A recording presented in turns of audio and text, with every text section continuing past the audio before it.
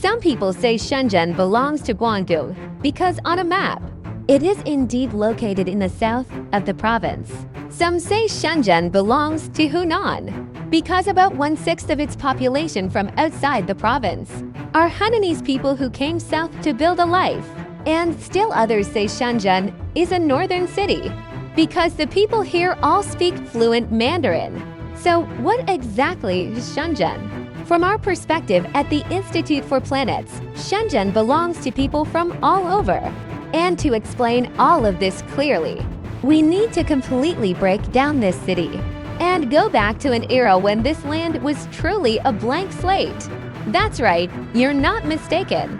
This is Shenzhen, a vast, ancient ocean in the long eons that followed, accompanied by geological movements. The sea advanced and retreated, volcanoes erupted and subsided. And after hundreds of millions of years of dramatic change, Shenzhen finally took the shape it has today. It occupies a narrow strip of land of nearly 2,000 square kilometers in southern China. Its area is only about 1/4 of Guangzhou's, and the terrain generally rises from the northwest to the southeast, from east to west through Daya Bay, Daping Bay, Shenzhen Bay, and the Pearl River estuary. It connects with the sea, as it is located south of the Tropic of Cancer. The winds of the South China Sea blow all year round, making this place warm, humid, and evergreen. And the urban center of Shenzhen is situated right on the coast. This makes it the closest first-tier city to the sea in mainland China. Offshore, 51 islands dot the water. The largest, Nilingding Island, still preserves a relatively complete southern subtropical plant community and is also a paradise for more than 1,200 macaques. The border between land and sea is a 260-kilometer-long coastline. The power of the waves is sometimes fierce, carving out sea cliffs in a myriad of forms. At times, it's gentle, piling up soft sandy beaches, and in those calm, sheltered harbors, lush mangrove forests thrive, sheltering over 100,000 migratory birds each year. It is also the only national-level nature reserve in the country located within the heart of a city. On land, the rugged mountains and hills almost equally share the space with low-lying plains and plateaus. The Lianhua mountain range extends here for more than 300 kilometers inland, branching out into spurs like Qiniang Mountain, Wadong Mountain, and Yantai Mountain. Between the mountains, 310 rivers, including the Meizhou, Shenzhen, and Guanlin, rush it in all directions, creating alluvial plains, and also creating what would become Shenzhen's most fertile lands for the future. In this way, Shenzhen stands with its back to the vast continent, facing the oceans of the world. This also seemed to destine that the forces that would change its fate in the future would likewise come from all corners of the country and the world. In reality, Shenzhen's history is far older than you might imagine.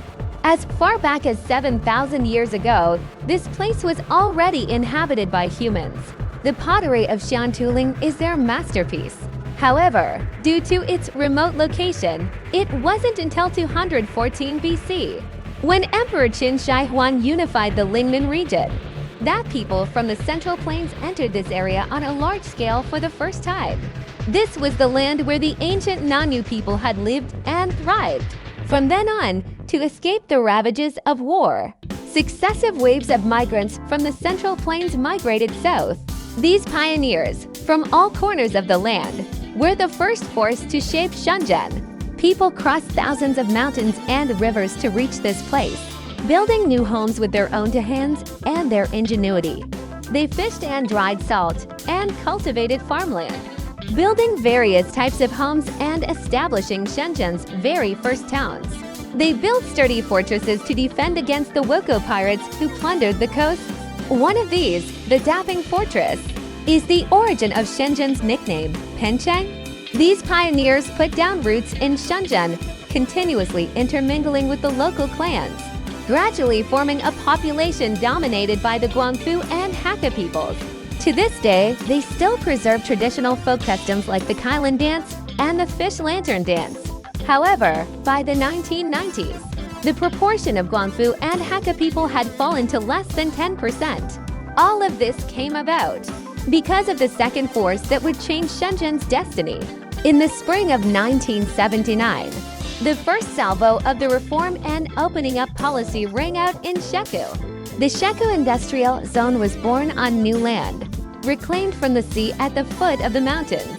Its target was Hong Kong, just across the water. At that time, Hong Kong had already risen to become one of the four Asian tigers. But rising land prices and labor costs were pushing its manufacturing sector into a corner. And Shenzhen, located right next to Hong Kong, was eager to seize this opportunity to absorb its industries. In August of 1980, China's first special economic zone burst onto the scene. People from all over the country flocked to Shenzhen in search of opportunities. The Shenzhen speed of building one floor every 3 days became known throughout China. The land area also expanded continuously at a rate of 3.3 square kilometers per year. The focus of these new migrants was no longer the land beneath their feet, but the world beyond the horizon. So the barriers they had to overcome this time weren't physical mountains and rivers, but ideological ones. And so, New China's first public tender for a construction project was implemented in Shenzhen. The first stock was issued in Shenzhen.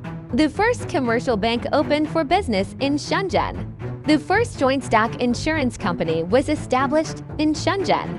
These countless firsts gave Shenzhen a new lease on life, but a prosperity built on always following in Hong Kong's shadow. How long could it possibly last? Shenzhen needed a third force to change its destiny. Even today, when online shopping is so advanced, Waqiangbei, known as China's #1 electronics street, can still, with its all-encompassing range of products and its boundless creativity, give you a little taste of that Shenzhen shock. It started by imitating and innovating, creating a powerful supply chain, which in turn attracted a group of dreamers riding the wave of innovation. In 1998, on the 4th floor of the SEG Science and Technology Park in Waqiangbei, having already been a programmer for 5 years, Ma Huateng decided to become his own boss, develop an instant messaging software, and named it OICQ. Meanwhile, Wang Chuanfu from Anhui saw a business opportunity in the batteries for pagers and early brick phones. Discovered the business opportunity in batteries. He had his finger on the pulse of the era. In the year 2000, the company he founded, BYD, had already become Motorola's first Chinese supplier of lithium-ion batteries. But perhaps he didn't know that the gears of fate had already begun to turn. In 2003, BYD, which had been focused on mobile phone batteries, suddenly decided to cross into a new field, pivoting into the automotive industry. After 6 years of hesitation, Huawei's Ren Zhengfei also officially established a consumer device division and began developing mobile phones. In the same year, a university student named Frank Wong completed the procedures to withdraw from his university in Shanghai and enrolled at the Hong Kong University of Science and Technology. "Hey mom, I've made it to the school." 3 years later, wanting to pursue his childhood dream of building model aircraft, he would come to Shenzhen and found a company called DJI. As for the story that followed, everyone is now familiar with it. Today, the influence of these Shenzhen companies has long extended beyond the city, spreading to all corners of the globe. They connect everything in the world, lead the trends in communication, drive the energy revolution, and expand the boundaries of our skies. And these forces, drawn from all over, have not only changed Shenzhen, but have also shaped Shenzhen into a microcosm of the entire country. As the nation's largest city of migrants, Shenzhen has a floating population of over 12 million people. And as people came from all corners of the country, they brought their hometowns with them to Shenzhen. Sites from all over the country were brought to Shenzhen.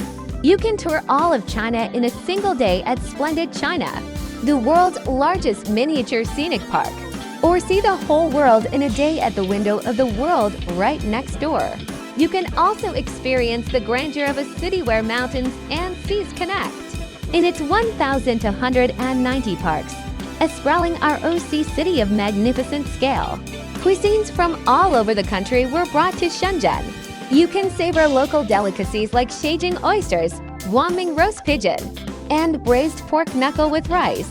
Or enjoy the authentic taste of Hunan at one of its many Hunan restaurants, second in number only to Changsha itself.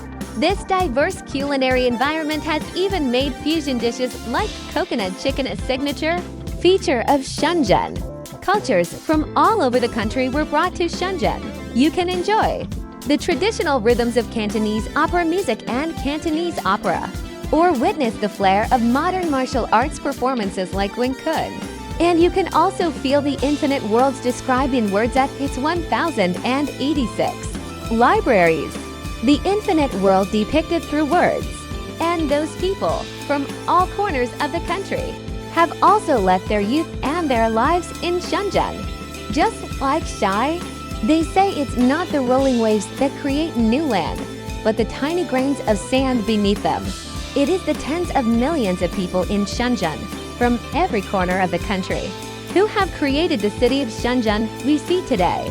And a Shenzhen like this is, in itself, a city for people from all walks of life.